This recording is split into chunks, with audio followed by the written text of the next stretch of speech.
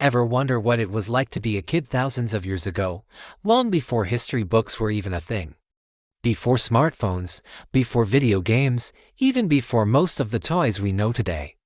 In ancient Egypt, childhood wasn't just about play, it was a preparation for life, a training ground for the future. From the moment they could walk, children had duties, expectations, and a role to play in one of history's greatest civilizations.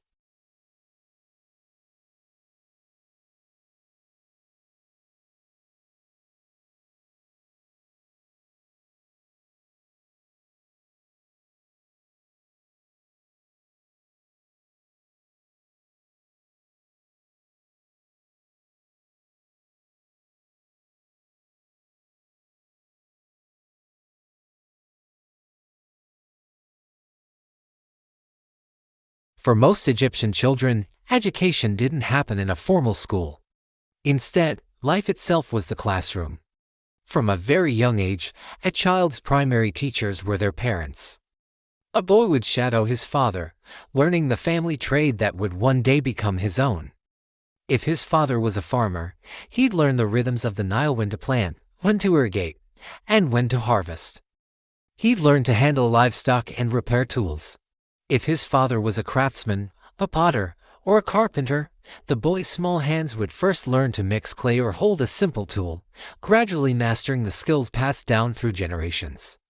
This wasn't just a hobby, it was his future livelihood, the means by which he would one day support his own family.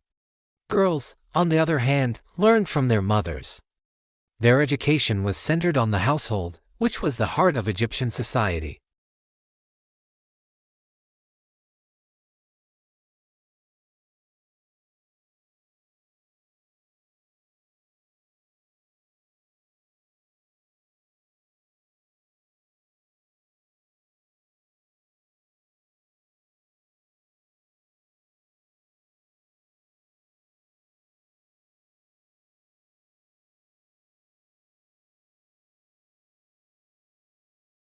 But what about reading and writing?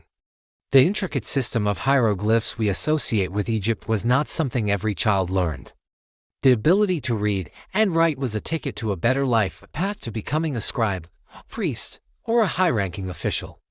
Only a select few, mostly boys from wealthier families, had this opportunity. For them, education was formal and rigorous. Starting around the age of 5, they would attend a special school, often attached to a temple or a government office. Their training was intense. They spent years memorizing hundreds of hieroglyphic signs, practicing on Ostraka broken pieces of pottery or limestone because papyrus was far too expensive for students. They'd copy texts, practice calculations, and learn the principles of mathematics and geometry, which were crucial for architecture and land surveying. A scribe's education was a long, difficult road, but the rewards were immense. Literacy meant power, respect, and a life free from hard manual labor. For these few, childhood was an apprenticeship for the elite.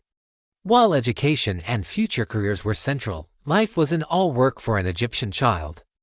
They had their moments of joy and play, though their games were simpler and often made from whatever materials were at hand. Picture a group of children by the riverbank. They aren't on their phones, they're playing games that have been enjoyed for centuries. One popular game was Senet, a board game of strategy that was so beloved, it was even found in the tombs of pharaohs like Tutankhamun. Children would play with a simpler version, perhaps scratched into the dirt with pebbles for pieces. They also had dolls, but not the kind we have today.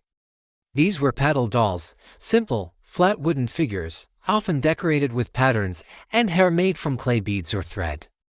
They were less for cuddling and more for imaginative play.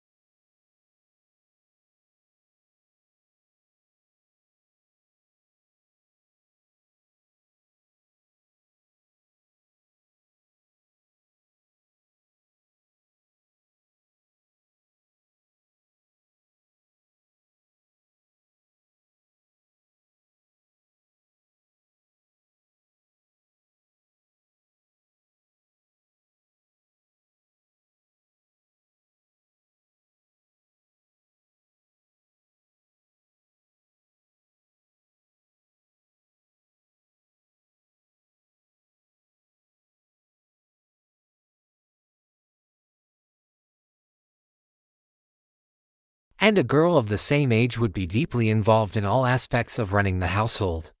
Discipline was a key part of their upbringing. The ancient Egyptians believed firmly in the proverb, "While this sounds harsh to us, it reflects a society that valued order, respect for elders, and hard work above all else." A child who was lazy or disobedient would be seen as a disgrace to the family. They were expected to be diligent, respectful, and to understand their place within the family and the wider community. This wasn't about being cruel, it was about ensuring survival. In a world without modern safety nets, a family's prosperity depended on every member doing their part. A child who learned responsibility early was a child who was prepared for the harsh realities of adult life. By the early teens, most Egyptians were considered young adults, ready to take on full-time work and, soon after, to marry and start families of their own. Childhood was a short but crucial phase, a rapid transition from dependence to duty. So, when we look back at the children of ancient Egypt, we see a world both familiar and strikingly different from our own. They played, they learned, and they loved their families, just as children do today.